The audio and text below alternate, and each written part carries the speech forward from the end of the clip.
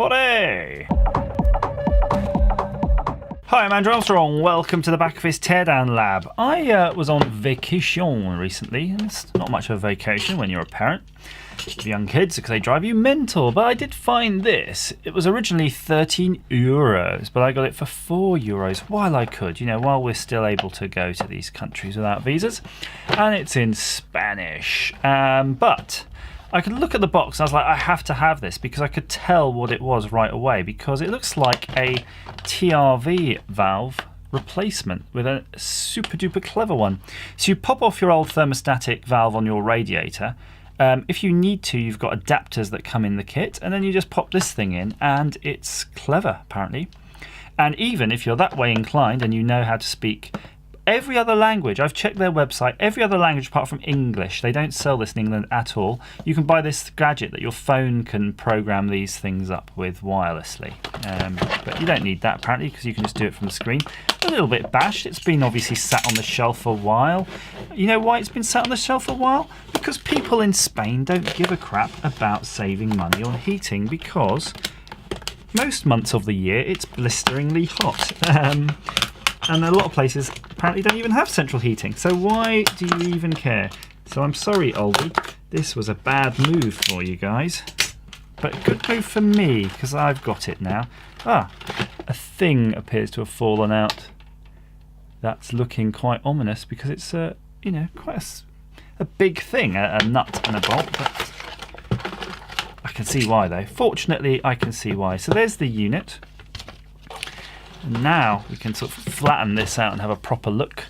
A Radiator TRV, energetico para radiators. So basically what it's saying, off, caliente, hot, off, hot, off, hot, hot, hot, hot, hot. It's really obvious how these things are going to work, so we don't really need to worry about it. I've seen something quite awesome on the box because there is a picture of all the adapters. And some batteries, piles included. That's good. I've always needed some piles. Manual. So I'm just going to have a quick. Yep. So it is all in Spanish. So if you're going to need to sort of translate, you're going to have to use the jiggly writing thing on your phone, which sort of does the translating on the words like that. Getting them wrong half the time. That nut and bolt. Clearly for these adapters. So I'm just going to briefly now, I know it's in the middle of a video, you're going, why are you doing this in the middle of a video? Because if you don't do it, you're going to forget. So you're going to pop one of those in, pop that in and get that secured away for later, man. Right. So they're obviously clamp-on type adapters and they're going to be adapting to this thing, which then adapts to that. And look at, I wonder how that works. That's sort of crazy. Oh, there's a USB port on it. Oh my life. Oh my life. There is a USB port on it. And that sort of does go hand in hand with the picture. Look, there's the programmer. Ah, okay. So you plug the programmer, it's got a USB into this, and then you use your phone to set all the on-off stuff. That's quite clever, isn't it? For €4. Bargain. Bargain of the century. Bit of scuffage on there, bit of scuffage. Still in the pack though, I don't know how it got so dirty. It was rubbing off on these pictures. So if you need to, you can get all these different adapters. So these are great for anybody, again, living in Germany, Spain, Poland, Romania, any other country but the UK where they sell these. And you can find the adapter you need for your thing. Fantastic. Well, I just hope it fits on one of these in the UK. I don't really need it though, but I sort of want to try it. So we'll pop that on there, pop that in there. And it did, it came on. Wow. I'm just sort of, oh, look at that. It's a proper rotary switch for setting the date. So I'm just going to pretend, okay. I might regret this, but I'm sure when you pull the batteries out, you'll forget. Prep. It says prep on the screen and I heard it do a thing. Adapt. Oh, look at it, it's winding it out. Nice, there's a little gip. It's fighting me. That's great. And I just turn the temperature back down And there you go, it's winding it back in. That's funky. I wonder how audible that would be at night. You know, you can hear it. It might drive you a bit nuts. Funky, great. Well, I'm just going to assume that will work. If we can fit it on the radiator, it's going to work. We're going to learn how to program it and stuff like that if we had to. But I want to see inside it. There's a reset button in there, I think. Oh no, that's the center cog of the rotary thing. I want to get into it, but I don't want to break it. So I've got sort of conflicting interests right now. What's that? What's that thing? It's like a button. What does that do? Ah, look. Interlock. Engaged. USB, everything. It's got all the things that, and it's a mystery gadget, isn't it? It doesn't even have instructions in English. It's just absolutely perfect. Right, I'm going to try to. I decided to put off camera. There's a little drawer here. Look, here, all my tools. But there is obviously the problem of that because when I want to get at my tools, I have to have a clear desk to the left of me. Might need to rethink that. Got my spludgerer. Let's get spludgering. Come on, come on. Yield to me your inner secrets. Okay, so I've got popped one here. Just got to get this end, come on. I don't want to be all day at it. I've got Grimrock to play on the PC. I treated myself to a Steam game. You know, not that I've got really any time to play Steam games, and none of the sort of million that I've already got, but I thought that Grimrock looked good. I remember sort of the old Dungeon Keeper. I wanted a bit more of that Dungeon Keeper goodness, and it seems to be satisfying it. It's got all of the boxes ticked. Oh, there we go. Got that on edge off. Yes. Back side. Good. Easy. That means it's all done on the front face. Oh my life. Look at that. It's gorgeous. It's a nice little flat motor. And the whole gearbox. Oh, it's so lovely. You can unplug it and everything, and I'm going to do that. Okay, a bit more gently. Don't want to break the wires. No, I'm definitely going to break the wires if I keep it that rate. Yeah. It's certainly a gorgeous PCB. Look, it's white PCB as well. They've spent a bit of money on it. Unnecessarily so, really. I mean, who's going to see it? Can't see any of the PCB from the front, but that's it. That's this good German quality. So let's see what we can see. And I can't pop this out because it's glued in. And oh, guys, you know what? I really don't want to. It's just too nice. But we know what's going to be on the other side. It's going to be the processor. Just looking at the top here, I can identify a few things. Excuse my arm. I can identify here a crystal, 2 megs or 21 megs or something, or it's just a part number. This thing here, that's an opto doodad. So if you look on the motor assembly, yeah, there's a gate here. You see this bit here? You can just see. There we go. You see how it's black and white? Amazing. That's actually a step detector, so that's detecting the steps in there. Nice rotary switch, which is just similar to what you have on a mouse. You can see that there. Rotary switch, transistor, a few transistors, big old electrolytic there. Probably to handle the discharge. In fact, 2-wire. Yeah, so this is an H bridge. This is an H bridge here and a capacitor to keep that all smooth and running. Quite nice. These are the battery terminals there, again designed just to sort of sit on the PCB. Oh, and I'm so curious. I kind of want to see the chip there. Oh, I'm two minds about it. Break this or see what's under it. I feel I really want to see what's under it. So if I can get one of these off, then great. If I can't, I might have to concede defeat. Oh no. Yeah, I can. I think I can. It is a bit PCB mashy though. I just wish I had some sort of pliers that was so tiny to get in there. The other way to do it, of course, is just to put... Oh, I'm going to do it. Just get your soldering iron and just whip the heads off there, and I'm going to do that. And while I'm going to do that, I'm going to set the camera in nice and tight for you guys. It might be the last time we see this working. No, I'm pretty sure we'll get it back together, but I'm not sure how I'm going to sort of get these reattached. I'm wondering if it all just kind of compresses down when all this is in, and then it won't matter. That's sort of taking a bit of a pun. That's fine. So we'll work on this corner here. Just there we go. We've just made the plastic head. We just lacerated it basically, so it's not really going to do what it's supposed to do. In fact, if I poke this in them, which I am kind of doing, I kind of have turned them into screw holes, I think. So if I've got some wee screws, I can try popping those in, and I think I will be trying that.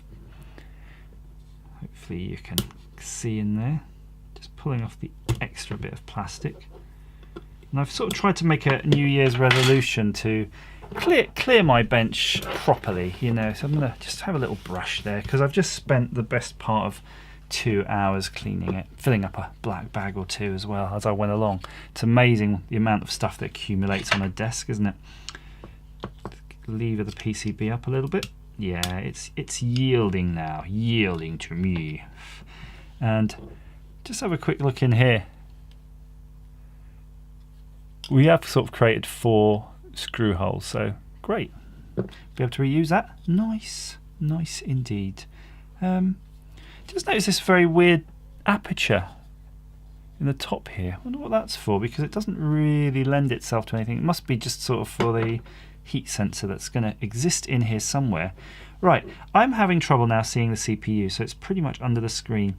So we know here's a crystal diode thing. That's probably to stop motor spikes getting back into stuff. H-bridge, USB. I'm looking at the USB pins. Yeah, I'm wondering if this is a genuine USB or if they've just used the USB connector.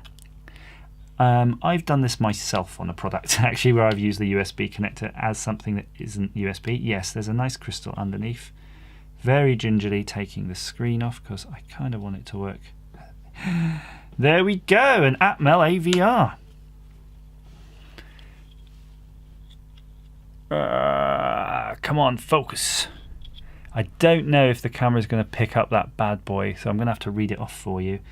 It's an Atmel Mega 169PA MU1505, a Mega 169PA.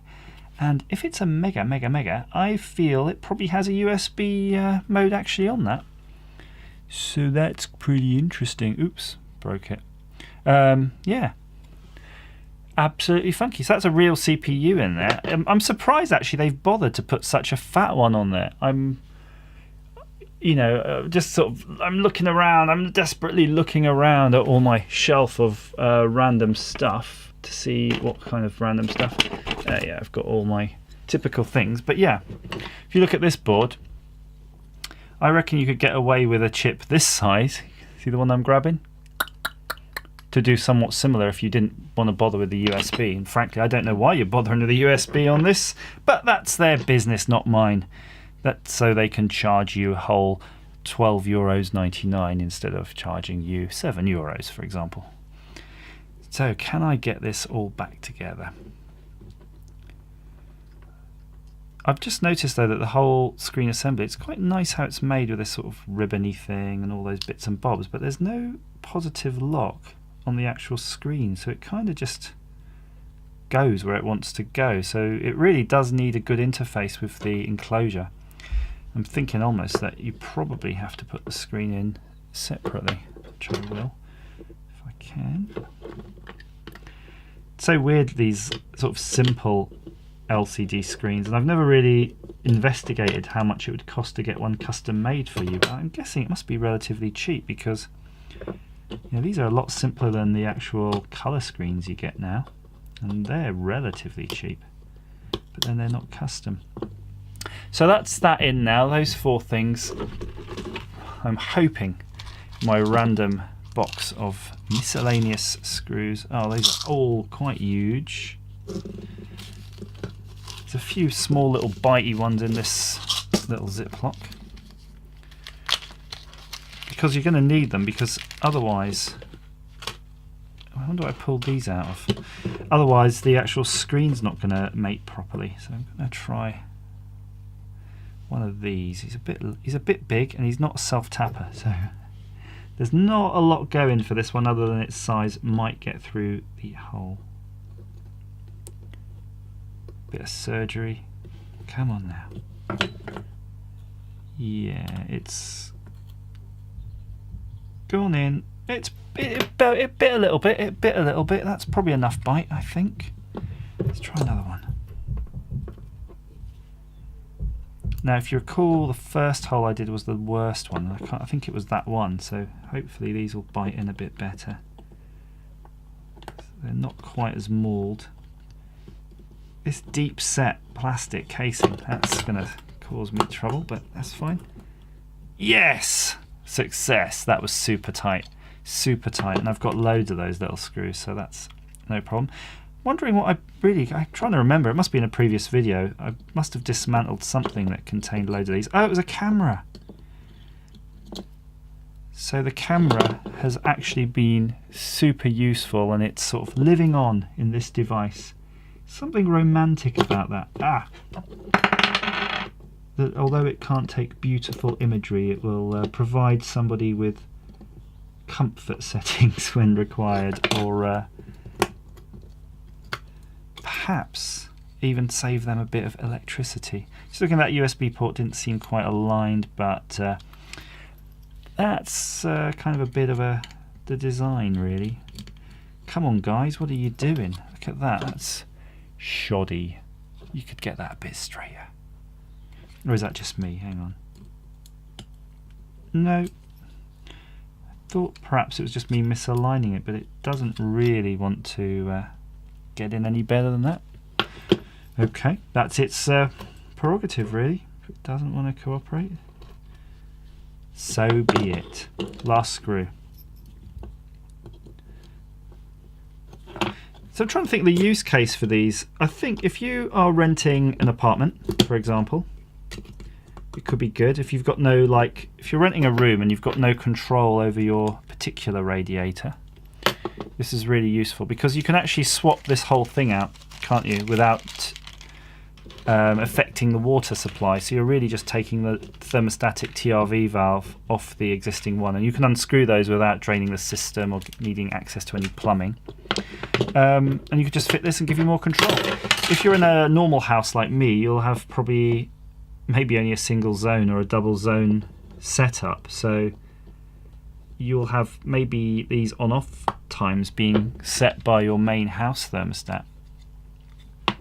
So it's kind of doing the job for you. Just sort of trying to work out which way around this goes in. I think it must be this way, because there's that light sensor. No, this way. Yeah, because it's kind of doing that for you.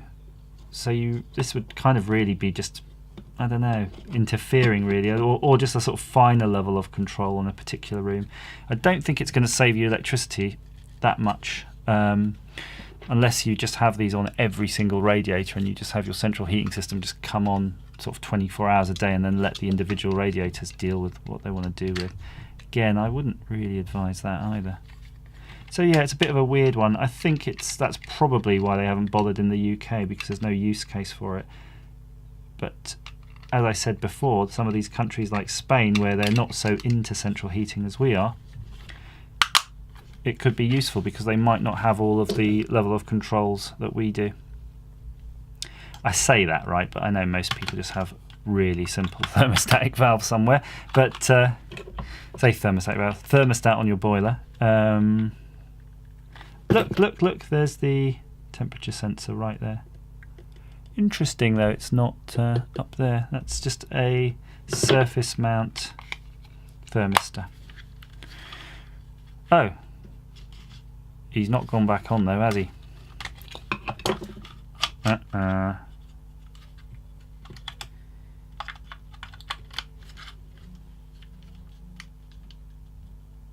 Yeah, so perhaps further teardowns will be required in the future. So I hope that's been of some use to you. If you actually do know of a use case for this, I'd be really interested in hearing it. I thought one interesting aspect to this, though, before I sign off for this, is this does allow you maybe to connect a PIR sensor in your room and then have your radiators come on and off with the PIR. I think that would be crazy useful. But apart from that, I'm not sure. Please leave comments down below. If you're that way inclined, click subscribe and like. If you're not, then that's up to you. Just don't worry about it. And as ever, thanks for watching.